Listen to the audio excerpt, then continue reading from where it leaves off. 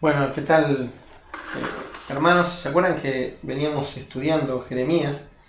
Y la verdad, con esto de la cuarentena y estar encerrado, uno tiene tiempo. Y en ese tiempo, también aprovechando la palabra, pensaba en seguir estudiando. Bueno, de hecho, seguí estudiando Jeremías. Y compartirlo de la misma manera que hacemos con la noche, pero lo vamos a hacer a los mediodías para no molestar y para no superponernos con los estudios que hacemos con la iglesia. Eh, Así que vamos a abrir la Biblia, Jeremías, capítulo 14, que es el que nos correspondería. Eh, Mientras ustedes lo buscan, yo les recuerdo, en el capítulo anterior, el profeta había sido, recuerden, Jeremías había sido enviado por Dios y que había sido mandado a un pueblo que Dios mismo le había dicho que iba a ser muy rebelde, que no iba a aceptar el mensaje, que iba a tener mucha lucha, y en esa situación Dios lo manda a Jeremías y le va hablando a Israel de muchas maneras. En el capítulo anterior le fue la señal del cinto, ¿se acuerdan? Que se lo pusiera, que después fuera, lo pusiera al lado de un río, que después lo trajera. El tema de las tinajas, que fue la segunda figura que usó en el capítulo anterior. Y ahora va a hablar ya apuntando a una sequía que va a suceder. Así que busquen Jeremías, capítulo 14, vamos a orar y vamos a compartir la palabra.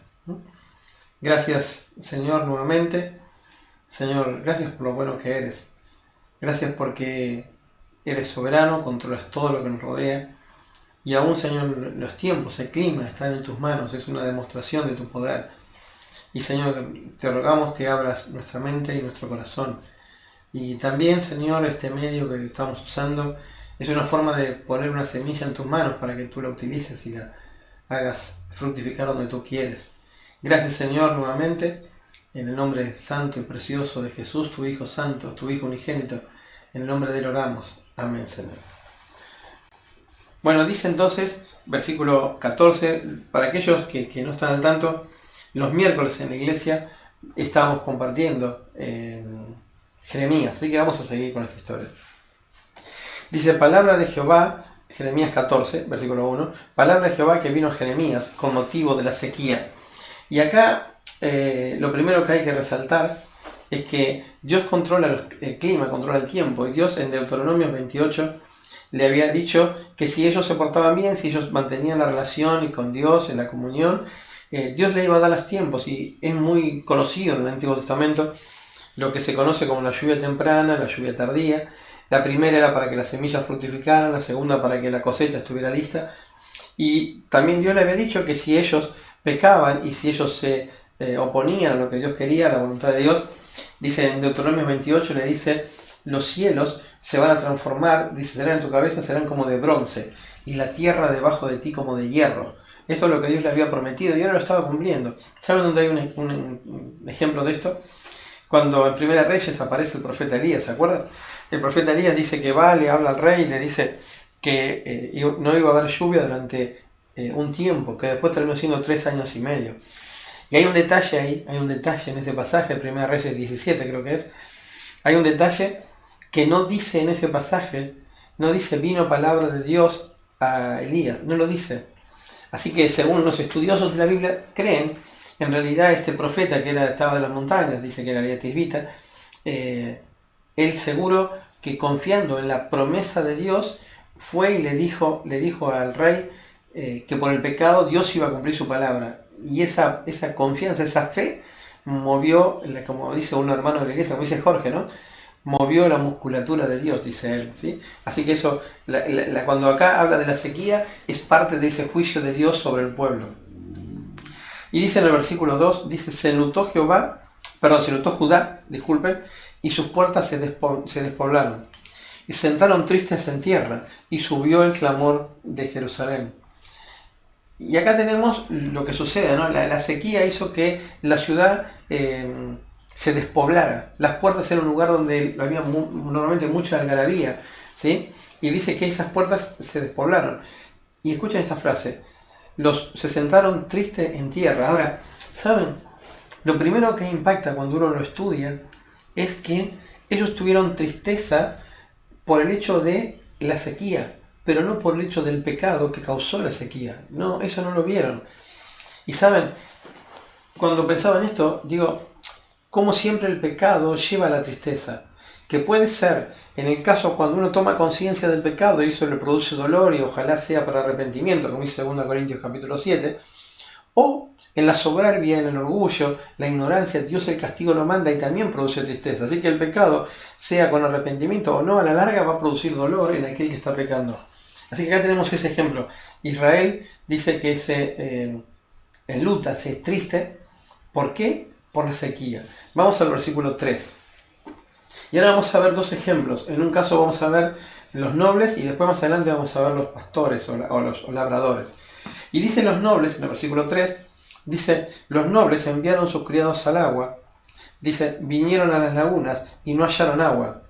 Y volvieron con sus vasijas vacías. Se avergonzaron, se confundieron y cubrieron sus cabezas. ¿Saben? Los nobles, aquellas personas con alcurnia por sus familias, ¿sí? Quizás estaban un poco más alejados del, ¿cómo decirlo así?, de la evidencia del castigo divino. Porque ellos no van con su propia voluntad, toman la decisión de ir ellos. No, lo que hacen es mandan a los siervos, ¿sí? Ahora, estos siervos también van a las lagunas. Las lagunas en realidad eran parte del esfuerzo humano para contener el agua. Porque en realidad eran pozos, si queremos por llamarlo de alguna manera, que ellos hacían para que cuando el agua cayera se retuviera ahí y la pudieran administrar como ellos querían, ¿sí? Y dice acá que eso, por más que el noble haya enviado a otro para evitarlo ir directamente, por más que hayan hecho el esfuerzo humano para retener el agua, se encontraron con que el castigo de Dios era pleno y obviamente volvieron con sus vasijas vacías.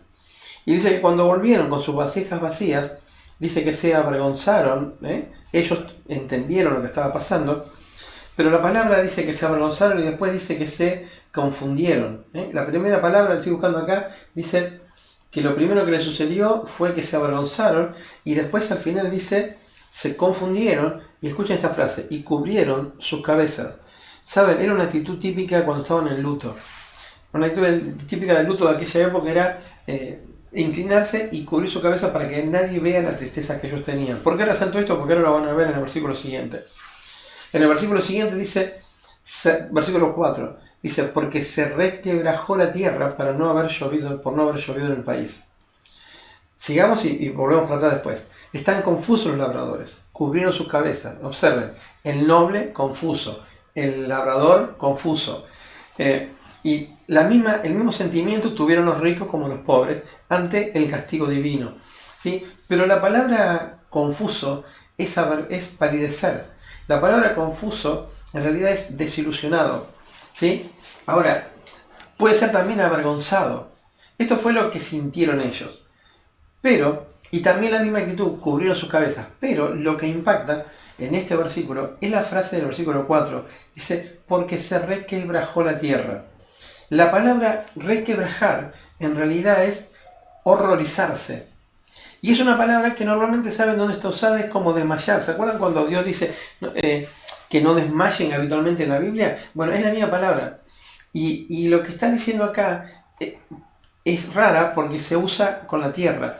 Y entonces es como que la tierra comprende, en la figura, comprende mucho más la situación porque entiende el castigo de Dios y es como que desmaya, se abandona. Mientras que los humanos, que deberían haber tenido más inteligencia, la actitud de ellos fue distinta, la actitud de ellos fue confusión, ¿sí? Por eso es importante, porque ahora va a usar cómo la naturaleza responde de otra manera, figuradamente, al castigo divino, a diferencia de los hombres. Después dice esto, versículo 5, aún las ciervas en los campos parían y dejaban la cría, porque no había hierba. Las ciervas, si después quieren buscar, está hablando de los animales, obvio, está en Job 39, una historia allí del 1 al 4, y las ciervas eran famosas por su cuidado de las crías. Ellos lo que hacían, iban y buscaban los pastizales altos, ahí tenían las crías, y cuando tenían las crías en ese lugar, las dejaban ahí, buscaban alimentos y las tenían ahí. Eran famosas por el cuidado de sus crías. Y acá dice que aún las ciervas abandonaban a sus crías. ¿Esto qué está diciendo? De que esa condición natural que deberían tener se fue transformada por culpa del pecado. Y esto me hizo acordar a 1 Timoteo, que habla que en el final de los tiempos, capítulo 1, versículo 9, que en el final de los tiempos dice que la ley fue dada, y escuchen esto, para los parricidas y los matricidas. O sea, dice que va a haber personas también dice en otro lugar que no van a tener afecto natural, no van a ni siquiera querer aquellas cosas que son normales por culpa del pecado. Bueno, y acá tenemos estos animales que les pasa exactamente lo mismo. Lo que debería ser natural, lo que resaltaba en ellos, se pierde por culpa de esta historia. Versículo 6. Dice, los asnos monteses se ponían en las alturas. Aspiraban, la palabra es aspirar con fuerza. El viento como chacales. Sus ojos se ofuscaron, ¿sí? Se ofuscaron. Y en la misma palabra que antes dice confundir, ¿no? Se ofuscaron porque no había hierba. Y ahora, ¿por qué usan los asnos monteses? Los asnos monteses eran los animales que mejor podían enfrentar esa condición, los que naturalmente estaban más dotados.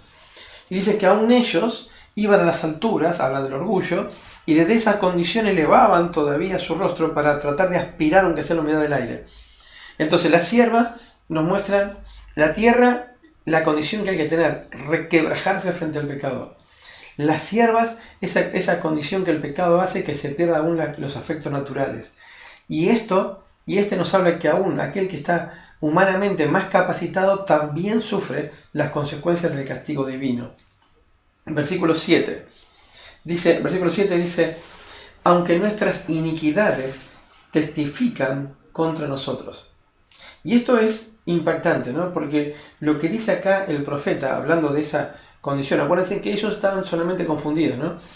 Pero el profeta dice que las iniquidades, el pecado que ellos tenían, dice que testifican, o sea, se levantan como testigos en juicio para demostrar que Dios era justo en el castigo.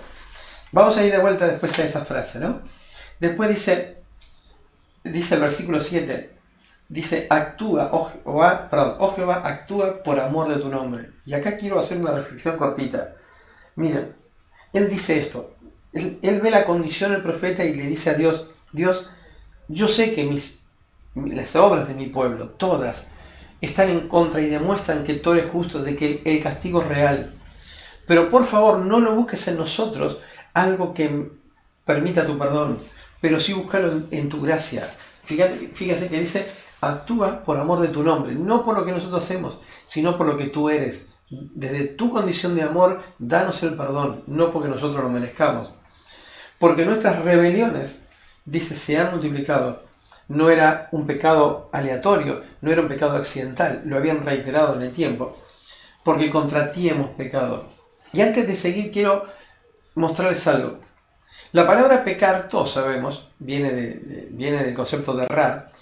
Pero si observen la frase, nuestras iniquidades, después dice nuestras rebeliones, y después dice hemos pecado. Las tres como sinónimos del mismo acto.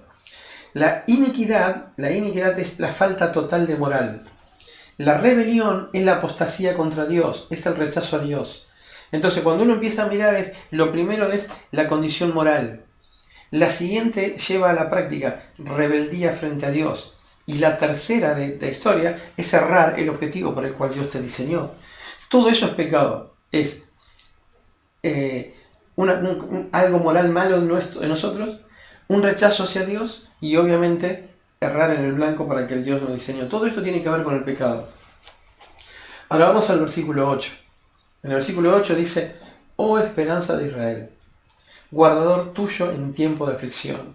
El profeta mira y dice, Dios, por amor a tu nombre actúa. ¿Sabes por qué? Dice, porque si yo miro al futuro, tú eres la esperanza. Dice, esperanza de Israel. Y si yo miro al presente y miro las aflicciones y el dolor, tú eres el guardador. O sea, si yo miro al presente, Dios, tú estás presente, tú estás actuando a favor nuestro, nos cuidas. Y si miro el futuro, es la seguridad del futuro. Y entonces dice, en el versículo 8, dice, ¿por qué te has hecho como forastero? O como caminante que se retira para pasar. ¿Saben? En 2 Crónicas 33, cuando Dios habla, dice en un momento, nunca más quitaré el pie de Israel de la tierra. Dios dice que nunca los iba a abandonar. Y ahora el profeta dice, Dios, tú eres la esperanza, tú eres el guardador, pero te estás comportando como un forastero, como que esta tierra no es tuya. Estás comportándote como un hombre que viene y se va a dormir a otro lado, como que nos estás abandonando, como que le estás diciendo a Dios, Dios, cambia de actitud. Y él dice en el versículo 9, miren lo que va a decir, ¿no? Lo que ellos decían también. Dice, ¿por qué eres como hombre atónito y como valiente que no puede librar? La palabra guardador allá es la palabra librar acá, ¿sí? Ahora, miren esto. Dice, ¿por qué eres como un hombre atónito? Un hombre atónito es alguien sorprendido, alguien que no sabe qué hacer. Y la siguiente dice, como valiente que no puede librar. Es alguien que no tiene poder. Entonces el reclamo a Dios es, tu actitud, Dios, de transportarte como un forastero, nos hace pensar en que estás sorprendido, no tienes la sabiduría plena y no tienes el poder suficiente para librarnos. Sin embargo, dice, tú estás entre nosotros. Tú estás entre nosotros. Ellos consideraban que a pesar de su pecado, Dios seguía estando al lado de ellos.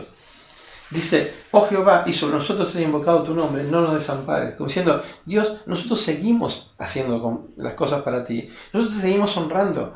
¿Por qué entonces te conviertes, te muestras, siendo que eres la esperanza nuestra, te muestras como alguien que no le importa lo que nos pasa? No eres un forastero, tú estás entre nosotros, dicen ellos, ¿no? Ahora mira lo que dice el versículo 10, lo que realmente sentía Dios. Dice el versículo 10, así ha dicho Jehová acerca de este pueblo. Se deleitaron en vagar y no dieron reposo a sus pies. Por tanto Jehová no se agrada de ellos. Se acordará ahora de su maldad y castigará sus pecados. Esta es la respuesta divina. Por más que ellos digan, tú eres nuestra esperanza, por más que ellos digan, tú eres el que está al lado nuestro, Dios dice, escuchen esta frase, así dice Jehová acerca de este pueblo. No dice de su pueblo, dice de este pueblo. O sea, lo está diciendo, es como que dice, no eres mi pueblo en esta condición. Y sigue hablando, dice, y sabes, vos decís que estoy con vos, pero la realidad es esta, te deleitaste en vagar, en caminar por cualquier camino, siendo que Dios le había dicho, le había pedido que ellos no lo hicieran en el capítulo 2. Dice, como consecuencia de esa actitud tuya, de no frenar en tu pecado, dice, Jehová no se agrada de ti. No es lo que está. La verdad que lo que crees no es cierto. Dice, yo no estoy en esa comunión que tú pensás que estoy. Dice, y sabes, se va a acordar ahora de tu maldad y te va a castigar. Y sabes, a veces nosotros tenemos que pensar, ¿no? Mirá cómo llegamos hasta acá. Hay una sequía que los está quebrando.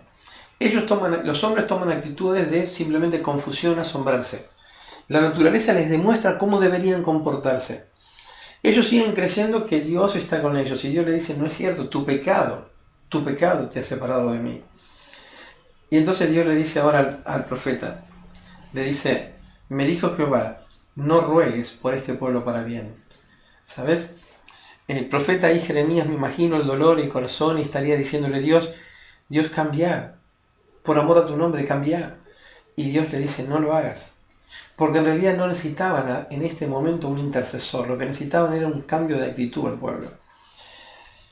Versículo 12, cuando ayunen yo no oiré su clamor, cuando ofrezcan holocausto y ofrenda no la aceptaré, sino que lo consumiré con espada, con hambre y con pestilencia. ¿Sabes? Acá hay que pensar algo. A veces nosotros creemos que llevándole algún tipo de ofrenda a Dios solucionamos los problemas. Y Dios le dice, cuando ayunen, no te voy a hacer caso. Cuando ofrezcas, no te voy a hacer caso. Porque a veces nos olvidamos que Dios mira primero el corazón antes que la ofrenda. Acuérdense que en un pasaje en la Biblia, en el Nuevo Testamento, dice que si vas a presentar tu ofrenda y tenés algo mal contra tu hermano, dejala, anda, arreglala y después presentala. En Caín y Abel, Dios dice que vio con agrado a Abel y su ofrenda, y a Caín y su ofrenda. Desagradó el corazón. Así que no pasa por lo que des, no pasa por lo que haces, sino por el corazón con el que lo haces. Y acá está claro eso, ¿no? Pero un detalle, mirá el detalle que Dios dice acá. Sino que los consumiré con espada, con hambre y con pestilencia. Espada, hambre y pestilencia. Van en orden, ¿no? Ahora, si uno va a 2 Samuel 24, versículo 12, había habido un pecado en Israel. Y Dios le dice a David, le dice, David, yo igual voy a castigar al pueblo. Elegí con cuál. ¿Y sabes qué le dice? Dice, con hambre, con espada, con hambre y pestilencia. O sea, Dios le dice, una de estas tres sirve como herramienta para el castigo. Y acá, por el nivel de pecado que ellos tenían, Dios dice, va a mandar las tres. O sea, no era, una sola alcanzaba, pero acá dice Dios, no, yo voy a mandar las tres. Espada, hambre y pestilencia. Versículo 13. Dice, y yo dije, Señor Jehová, he aquí que los profetas le dicen, no veréis espada, ni habrá hambre entre vosotros, sino que en este lugar os daré paz verdadera. ¿Sabes? Esto también tiene que hacernos reflexionar. El profeta quizá hablándole con Dios, le dice, pero Dios, la actitud de ellos es porque los profetas le mintieron. Porque los profetas no le dijeron lo que debían decirle. ¿Sí? Y ellos no son culpables. Pero mira lo que dice Dios. Me dijo entonces Jehová, versículo 14, falsamente profetizan los profetas en mi nombre. Dice, no los envié, no los mandé, ni les hablé. Visión mentirosa, adivinación, vanidad y engaño de su corazón os profetiza. Dios dice, es cierto. Estos profetas no son mis profetas. Yo no van bajo mi autoridad, no los envié. No tienen mi palabra, no tienen nada que ver conmigo. Son de ellos solos, de su corazón imaginaron lo que dicen. Yo no dije nunca eso. Por tanto, dice el versículo 15, así ha dicho Jehová. Dice, versículo 15, así ha dicho Jehová, sobre los profetas que profetizan en mi nombre, los cuales yo no los envié, y que dicen, ni espada ni hambre habrá en la tierra, con espada y con hambre serán consumidos estos profetas. Dios dice, ¿sabes? ¿Querés hablar de los profetas? Vamos a hablar de los profetas. Es cierto, ellos le mintieron al pueblo. Y lo que ellos le dijeron que no iba a pasar, yo lo voy a hacer pasar sobre ellos. Dice, porque yo no los envié. Pero ¿qué pasa con el pueblo? Versículo 16. Y el pueblo a quien profetizan será echado en las calles de Jerusalén por hambre y espada. El pueblo también. Y no habrá quien los entierre a ellos, ni a su mujer, ni a sus hijos, ni a sus hijas. Sobre ellos derramaré maldad. Dios dice, ¿sabes? A los profetas yo los voy a castigar, pero también al pueblo. Al pueblo. ¿Sabes? El tema acá pasa porque ellos les prestaron el oído. Hay un pasaje en 2 Crónicas, donde un rey de Israel, en 2 Crónicas capítulo 7, dice, vamos a llamar a un profeta. Y dice, sí, hay un profeta, se llama Micaías. Micaías. Y el profeta, ¿sabe lo que dice el rey? Dice, no lo traigan. No lo traigan. ¿Saben por qué? Y escuchen la frase. Yo lo aborrezco porque nunca me profetiza cosa buena. O sea, a veces las personas, como en Timoteo, dice que en el futuro, en el presente en realidad, las personas se van a amontonar en base a profetas que le van a decir lo que ellos quieren escuchar. La Biblia dice, teniendo comezón de oír, le va a picar el oído. No sufrirán la sana doctrina, no les gustará escuchar la verdad, y entonces se van a juntar con estos falsos profetas que los van a engañar. Entonces dice, el profeta es cierto, lo arrastró a esto, no le dijo la verdad, pero el pueblo lo escuchó. Entonces, ¿sabes? Si vos me decís, yo le hice caso a aquel que me engañó con la Biblia, sí, ok, pero vos fuiste a escuchar lo que querías escuchar. Y a veces en las iglesias las personas se van porque les decimos que son pecadores, que deben arrepentirse, que tienen que buscar una reconciliación con Dios. Y eso es lo que no les gusta escuchar. Si les gusta escuchar, trae tu ofrenda y te vas a tener bendición. Vení, cantá y pedí esto y Dios te va a bendecir. Y no quieren escuchar la verdad de que a Dios se acercan a través del arrepentimiento. ¿Sí? Bueno, seguimos. Dice, versículo 17, ya casi estamos terminando, ¿no? Versículo 17 dice, le dirás pues estas palabras, derramen mis ojos lágrimas de noche y de día, y no cesen, porque gran quebrantamiento es quebrantada la hija de mi pueblo, de plaga muy dolorosa. Cuando uno lee este pasaje claramente nos damos cuenta de que Dios está diciendo esto. Y Dios lo que está diciendo es, y el profeta también tiene este sentimiento, es, a mí también me duele el castigo de Dios, el castigo divino. O sea, el castigo que estoy infringiendo. No es que estoy disfrutando. ¿Sí? Y la Biblia dice muy clara, ejemplos, yo tomé algunos. En Ezequiel dice, yo no quiero la muerte del que muere. Convertíos pues y viviréis, dice Ezequiel 18:32. Juan 3:17 dice, Dios no envió a su Hijo al mundo para condenarlo, lo mandó para salvarlo. 1 Timoteo capítulo 2 dice, Él quiere que todos los hombres sean salvos y procedan al arrepentimiento y vengan al conocimiento de la verdad. Y en 2 Pedro capítulo 3 dice que Él es paciente porque quiere que todos los hombres se salven. El corazón de Dios no es esperando, deseoso castigar al hombre. No, quiere que se salve, quiere que se reconcilie con Él. Bueno, acá lo tienen. Dice, derramen mis ojos lágrimas noche y día. Versículo 18. Dice, si salgo al campo, he aquí muerto a espada. Era lo que querían escapar del castigo. ¿Se acuerdan de que todo en Jeremías hablamos de un ataque del reino de Asirio, creo que era? creo no, es. Y dice, y si entraran en la ciudad, dice aquí enfermos de hambre, porque tanto el profeta como el sacerdote anduvieron vagando en la tierra y no entendieron. Dice, cuando él dice, él derrama lágrimas por el dolor, dice, si voy y trato de salir, veo muertos a espada porque el enemigo los mató. Si entro en la ciudad me encuentro con enfermos por el hambre que había, por la sequía. Versículo 19, el profeta mira a Dios y le dice esto, ¿has desechado enteramente a Judá? O sea, no hay esperanza para nosotros, ya está todo terminado. Dice, ¿ha aborrecido tu alma Sión? Porque nos hiciste herir sin que haya remedio. Esperamos paz y no hubo bien, tiempo de curación y aquí turbación. Esta es la visión nublada. Es la visión de aquel que dice, ya está, Dios no me quiere nunca más. Ya está, Dios me abandonó. Ya no hay opción. Yo esperaba haber alguna posibilidad, pero no la hubo. Versículo 20. Dice el 20, dice, reconocemos, oh Jehová, nuestra impiedad, la iniquidad de nuestros padres, porque contra ti hemos pecado. El profeta se une al pecado del pueblo y dice, Dios, entendemos que es nuestra culpa. Fue nuestra culpa la que hizo que tú nos castigaras, porque realmente contra ti, a ti te hemos ofendido. Y el 21 es el pedido humilde a Dios. Le dice, por amor de tu nombre no nos deseches, ni deshonres tu glorioso trono. Acuérdate, no invalides tu pacto. Y acá nos mira a Dios y le dice, Dios, no busques en nosotros elementos para darnos tu amor. No lo hagas, pero hacelo por vos. Hacelo realmente por ese amor que tú tienes, por ese nombre glorioso que tienes, por esa gracia manifiesta que siempre tienes. No nos abandones.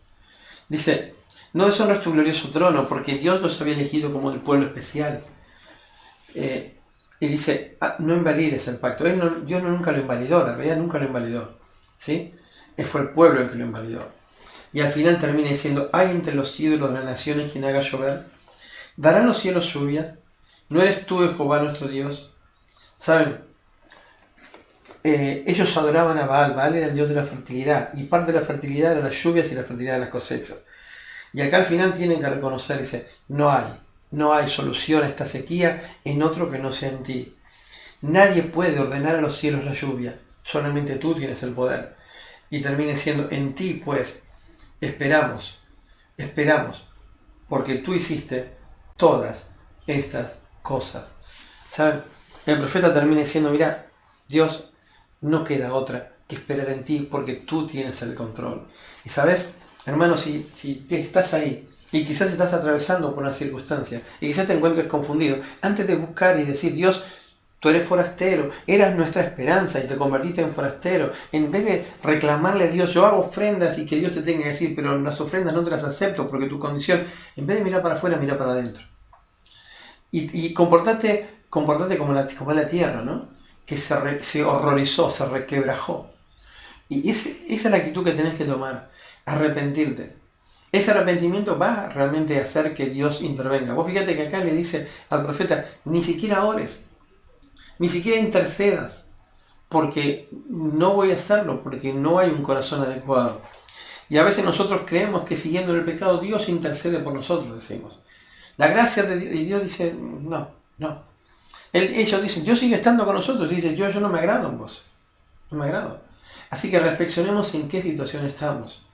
Miremos la situación y no nos confundamos. Miremos en nosotros y digamos, Dios, fue nuestra culpa. Y esto que está rodeándonos viene de tu mano. Y por amor a tu nombre, por tu trono, por el pacto que has hecho, por todo lo que tú eres, por favor, reconcílianos contigo. Pero cambiemos de actitud.